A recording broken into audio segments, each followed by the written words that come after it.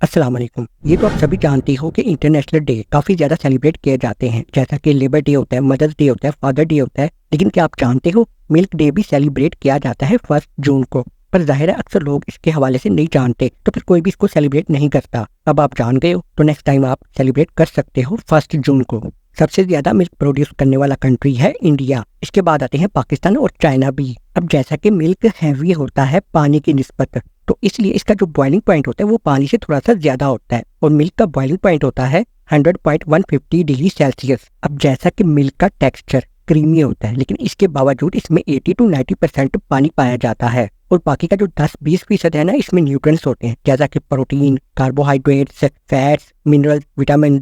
अब दूध में दो तरह की मतलब दो इकसाम की प्रोटीन पाई जाती है। एक होती है केसिन प्रोटीन और एक होती है वे प्रोटीन। केसिन प्रोटीन दूध में 80% पाई जाती है, लेकिन जो वे प्रोटीन है वो 20% पाई जाती है। और दोनों प्रोटीन में अमाइनो एसिड्स होते हैं जो कि हमारी बॉडी के लिए बहुत ज़्यादा ज़रूरी होते हैं। इसके अलावा विटामिन और मिनरल्स पाए जाते हैं। विटामिन में विटामिन B12, कैल्शियम, राइबोफ्लेविन। अब राइबोफ्लेविन असल में विटामिन B2 होता है। और फिर मिनरल जैसा कि फास्फोरस, ये भी मिल्क में पाए जाते हैं। अभी के जैसा कि मैंने आपसे ये कहा कि दूध में 80 to 90% पानी होता है। अब भाई देखो, पानी का तो कोई भी कलर नहीं होता, पानी तो ट्रांसपेरेंट होता है, लेकिन दूध का कलर वाइट होता है। और वो इसलिए होता है क्योंकि इसमें केसिन प्रोटीन होती है, तो जिसकी वजह से दूध का कलर वाइट होता है। कुछ कंट्रीज में मिल्क को फोर्टिफाइड कर दिया जाता है। फोर्टिफाइड करने का मतलब ये होता है कि मिल्क को इनहेंस किया जाता है। तो भाई देखो वो कैसे, असल में दूध में विटामिन तो ऑलरेडी होते हैं, लेकिन इसमें कुछ और विटामिन को ऐड कर दिया जाता है। मिसाल के तौर पर विटामिन डी ऐड करके इसको फोर्टिफाइड कर दिया जाता है, क्योंकि विटामिन डी जो है हमारी बॉडी के लिए काफ़ी ज़्यादा ज़रूरी होता है, क्योंकि ये हमारी बॉडी में कैल्शियम को एब्जॉर्ब करने में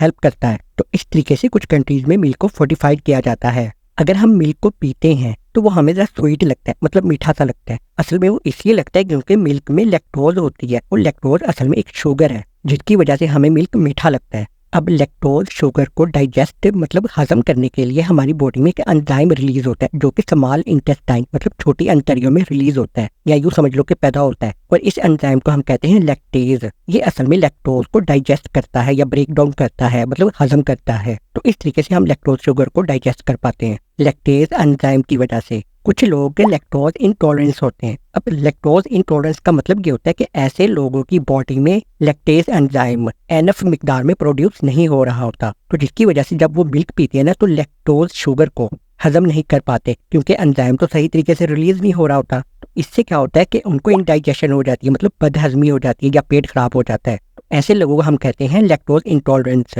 या आप ये भी कह सकते हो कि दूध से एलर्जी होना। बहुत पहले मिल्क को ग्लास बोतल में मतलब शीशे की बोतलों में डिलीवर किया जाता था, लेकिन फिर 1964 से प्लास्टिक कंटेनर में भी डिलीवर किया जाने लगा मिल्क को।